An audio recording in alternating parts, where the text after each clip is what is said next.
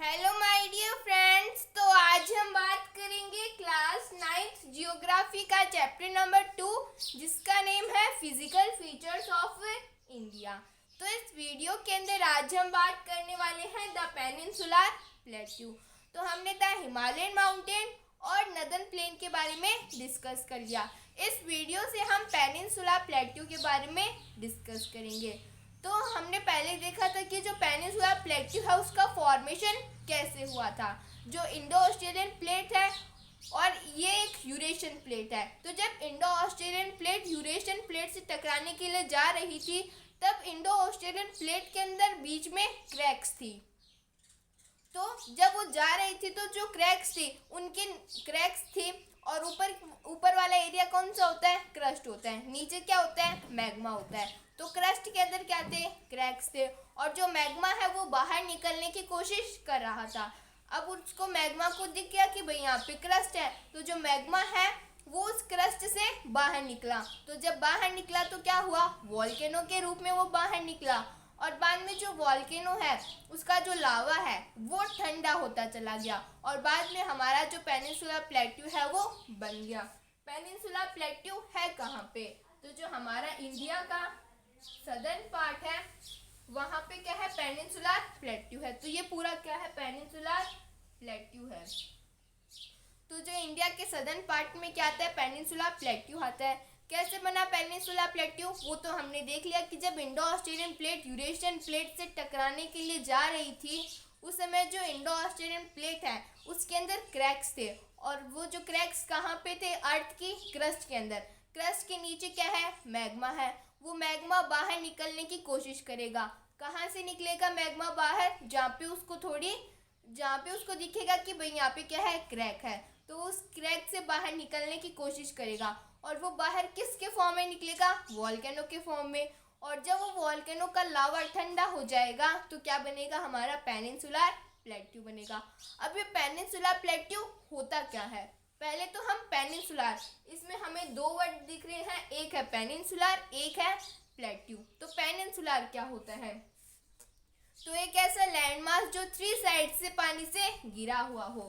तो जैसे ये इंडिया का क्या है, लैंडमास है, तो वो 3 साइड से पानी से कहाँ पे घिरा हुआ है।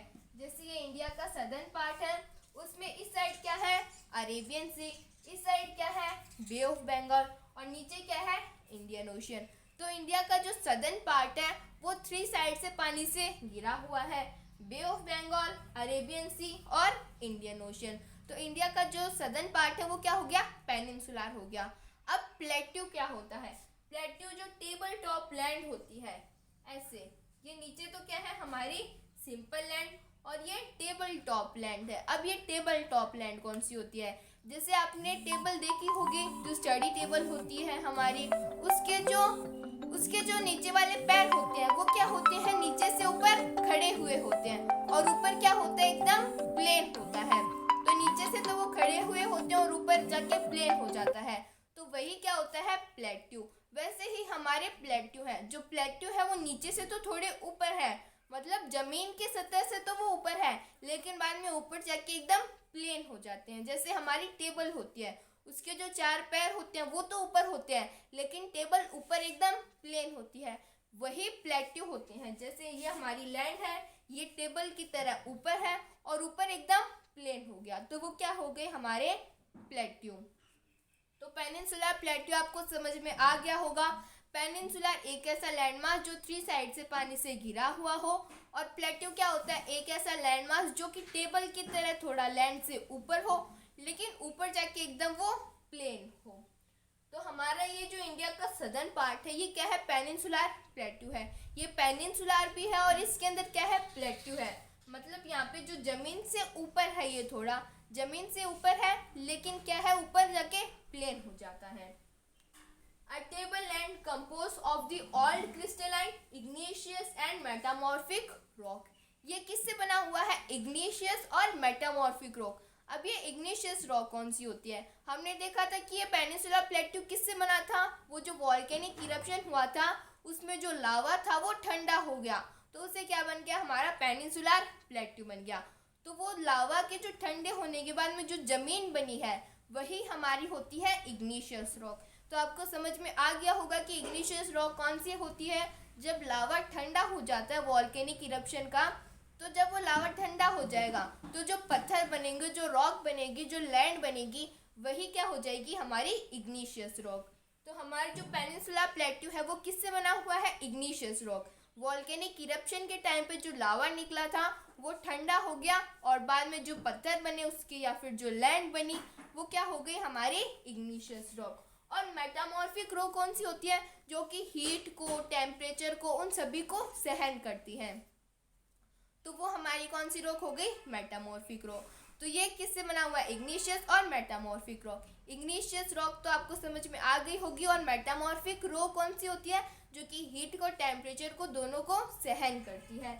तो वो हो गई मेटामॉर्फिक रॉक। तो हमारी ये जो पेनिनसुला प्लेट्यू किससे बना हुआ है, इग्निशियस रॉक, मेटामॉर्फिक रॉक और ओल्ड क्रिस्टलाइन से।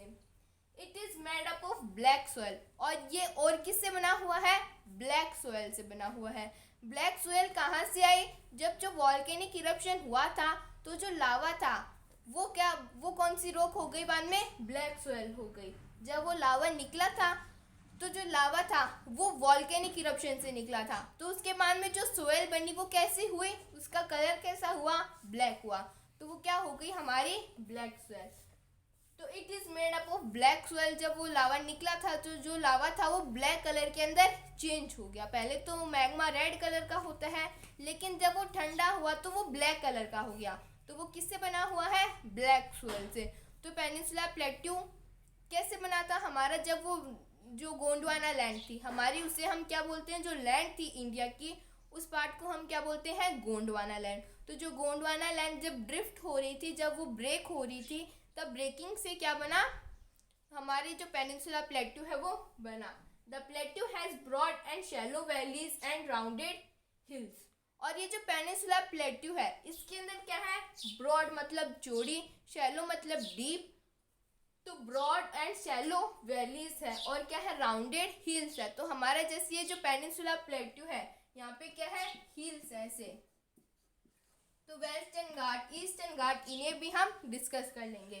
तो ये कौन सी हिल्स है, राउंडेड हिल्स है। जैसे तो हमारे जो पेनिनसुला प्लेट्यू है उसके अंदर यहाँ पे भी विंध्याचल रेंज, वैसे बहुत सारी हिल्स आती है, बहुत सारी रेंजेस आती है, तो उन्हें भी हम डिस्कस कर लेंगे। तो प्लेट्यू किससे बना हुआ है, ब्रॉड और शैलो वैलीज है उसके अंदर, और राउंडेड हिल्स है। अब पेनिनसुला प्लेट्यू को भी हमने डिवाइड किया है, एक है सेंट्रल हाईलैंड और एक है डेक्कन प्लेट्यू। तो सेंट्रल हाईलैंड क्या है, डेक्कन प्लेट्यू क्या है, उन्हें भी अब हम डिस्कस कर लेंगे। तो हमने जो पेनिनसुला प्लेट्यू है उसके बारे में थोड़ा बहुत जान लिया, अब हम सेंट्रल हाईलैंड की बात करेंगे। तो अब हम बात कर लेते हैं सेंट्रल हाईलैंड की। तो हमारा जो पूरा नदर्न प्लेन है उसमें सबसे ऊपर आता है सेंट्रल हाईलैंड। जैसे मान लेते हैं कि ये हमारा क्या है, पूरा नदर्न प्लेन बोला मैंने आपको, लेकिन यहाँ पे क्या आएगा, पेनिनसुला प्लेट्यू। तो हमारा जो पूरा पेनिनसुला प्लेट्यू है उसमें सबसे ऊपर आता है सेंट्रल हाईलैंड। जैसे मान लेते हैं कि ये क्या है, पेनिनसुला प्लेट्यू है, तो ये क्या होगा हमारा, इतना इतना सेंट्रल हाईलैंड, और ये जो नीचे वाला पार्ट होगा वो क्या होगा, हमारा डेक्कन प्लेट्यू। तो इस वीडियो के अंदर हम सेंट्रल हाईलैंड के बारे में समझने वाले हैं। तो सेंट्रल हाईलैंड में क्या है, lying to the north of Narmada river. अब ये नर्मदा रिवर कहाँ पे है, तो आपने हमारा जो स्टेट है मध्य प्रदेश, उसके अंदर से एक नर्मदा रिवर जो है वो पास होती है। तो ये क्या है, नर्मदा रिवर। अब ये कहाँ पे लाई करता है सेंट्रल हाईलैंड, ये नर्मदा रिवर के नॉर्थ में लाई करता है। तो यहाँ पे क्या आएगा, central highland. Major part of Malwa plateau makes up the central highland. और इसको सेंट्रल हाईलैंड को बनाता कौन है, ये जो पूरा सेंट्रल हाईलैंड है, लेट सपोज ये क्या है, सेंट्रल हाईलैंड है। अब इस सेंट्रल हाईलैंड को कौन बनाएगा, इतने ये समझ लेते हैं कि ये हम सपोज कर लेते हैं कि इतना पार्ट जो है ये किसने बनाया है, जो मालवा प्लेट्यू है उसने बनाया है। तो सेंट्रल हाईलैंड का जो सबसे ज़्यादा पार्ट है वो कौन बनाता है, मालवा प्लेट्यू। तो major part of the Malwa plateau makes up the central highland. Central highland को सबसे ज़्यादा पार्ट कौन बनाता है, मतलब सेंट्रल हाईलैंड पूरा है उसके अंदर जो मालवा प्लेट्यू है वो सबसे ज़्यादा आता है। तो मालवा प्लेट्यू जो है वो सेंट्रल हाईलैंड को बनाता है। River such as Chambal. अब इससे पहले एक पॉइंट और है। तो हमने ये तो डिस्कस कर लिया कि जो मालवा प्लेट्यू है वो नर्मदा रिवर के नॉर्थ में लाई करता है, और मालवा जो हमारा ये जो सेंट्रल हाईलैंड है वो नर्मदा रिवर के नॉर्थ के अंदर लाई करता है। और जो मालवा प्लेट्यू है उसका सबसे ज़्यादा रोल, जो मालवा प्लेट्यू है वो सबसे ज़्यादा रोल प्ले करता है सेंट्रल हाईलैंड को बनाने में। लेकिन ये जो सेंट्रल हाईलैंड है, ये क्या है, सेंट्रल हाईलैंड, इसके साउथ में क्या आएगा, यहाँ पे क्या आएगा, सतपुड़ा रेंज। एक रेंज है, कौन सी, सतपुड़ा रेंज। और यहाँ पे आएगी विंध्याचल रेंज, और यहाँ पे आएगी अरावली रेंज। तो ये जो तीन रेंजेस है ये मिलके बनाती है सेंट्रल हाईलैंड को। सबसे पहले साउथ में आएगी या जो सतपुड़ा रेंज है। नॉर्थ में कौन सी रेंज आएगी, नॉर्थ में आएगी विंध्याचल रेंज। और इसके नॉर्थ वेस्ट में कौन सी रेंज आएगी, अरावली रेंज। तो ये तीन रेंजेस मिलके सेंट्रल हाईलैंड को, जो इसका वेस्ट वाला पार्ट है वो बनाती है। तो ये हमारा क्या हो गया, पूरा वेस्ट वाला पार्ट हो गया। यहाँ पे सतपुड़ा रेंज, यहाँ पे विंध्याचल रेंज, और ये नॉर्थ वेस्ट में क्या आएगी, हमारी अरावली रेंज। और इस साइड में क्या आएगा, हमारा छोटा नागपुर प्लेट्यू। और ये पूरा क्या है, हमारा मालवा प्लेट्यू। तो अब आई होप आपको ये वाला जो हमारा डायग्राम है ये समझ में आ गया होगा। आपको ये पूरा अच्छी तरीके से लर्न रखना है कि ये हमारा पूरा सेंट्रल हाईलैंड है।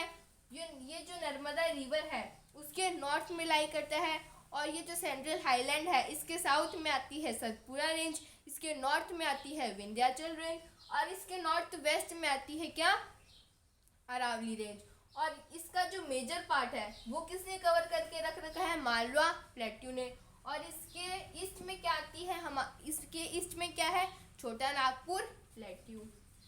River such as the Chambal, the Sindh, the Betwa and the Ken flows from south west to south east. और जितनी भी रिवर है जैसे केन और कौन कौन सी है, चंबल, सिंध, बेटवा, ये सारी किधर से कौन सी साइड में लाई करती है, मतलब ये कौन सी साइड में बह करके जाती है, ये जाती है साउथ वेस्ट से साउथ ईस्ट में। तो जैसे मान लो ये पूरा क्या है, ये हमारे इंडिया का सदर्न वाला पार्ट है। तो ये क्या हो गया, सदर्न वाला पार्ट। अब हम मान लेते हैं कि ये पूरा क्या है, सेंट्रल हाईलैंड है। अब हमारे जो पूरा सेंट्रल हाईलैंड है या फिर ये जो हमारा पेनिनसुला प्लेट्यू है वो थोड़ा टिल्टेड है, कौन सी साइड में, साउथ ईस्ट साइड में। तो ये साउथ ईस्ट साइड में थोड़ा सा ऐसे टिल्टेड है। तो जितनी भी रिवर्स है हमारी, जैसे बेतवा, केन, चंबल, ये सभी इधर ही फ्लो करके जाती है, क्योंकि यहाँ पे क्या है, स्लोप है। तो वो साउथ वेस्ट से साउथ ईस्ट की साइड में क्या करके जाती है, फ्लो करके जाती है। तो ये ऐसे फ्लो करके जाएंगी, क्यों, क्योंकि हमारे जो पेनिनसुला प्लेट्यू है वो क्या है, थोड़ा सा टिल्टेड है साउथ ईस्ट की साइड। तो जो रिवर्स है वो हमारी साउथ वेस्ट से साउथ ईस्ट की साइड ही फ्लो करती है। लेकिन जो नर्मदा रिवर है और जो तापी रिवर है वो इसके अपोजिट है, वो साउथ ईस्ट से साउथ वेस्ट के साइड में मूव करती है। उसका भी रीज़न है, क्यों, क्योंकि वहाँ पे क्या है, रिफ्ट वैली है, और जो नर्मदा और तापी रिवर है वो रिफ्ट वैली के अंदर फ्लो करती है। तो वैसे तो हम इसे हमारे ड्रेनेज चैप्टर के अंदर पढ़ने वाले हैं, तो ड्रेनेज चैप्टर के अंदर हम इन्हें अच्छी तरीके से डिस्कस कर लेंगे। लेकिन इस स्टेज पे आपको ये याद में रखना है कि जो केन, जैसे जो चंबल, बेटवा, ये जितनी भी रिवर्स हैं वो साउथ वेस्ट से साउथ ईस्ट की साइड में मूव करती है। क्यों, क्योंकि वहाँ पे क्या है, स्लोप है। किसके अंदर, हमारे जो पेनिनसुला प्लेट्यू है उसके अंदर क्या है, स्लोप है। कौन सी साइड, साउथ ईस्ट की साइड, वो थोड़ा टिल्टेड है। It is wider in the west but narrower in the east. और ये क्या है, जो वेस्ट है उस साइड में क्या है, थोड़ा चौड़ा है। जैसे ये वाली साइड कौन सी हो गई, हमारी वेस्ट। तो यहाँ पे तो है ये चौड़ा, और हमारे ईस्ट में जाते ही वो क्या हो जाता है, थोड़ा नैरो हो जाता है। तो ये क्या हो गया, नैरो हो गया। अब सेंट्रल हाईलैंड में दो और चीज़ें आती है, जैसे एक बार हम इसे इरेज कर देते हैं ऊपर से।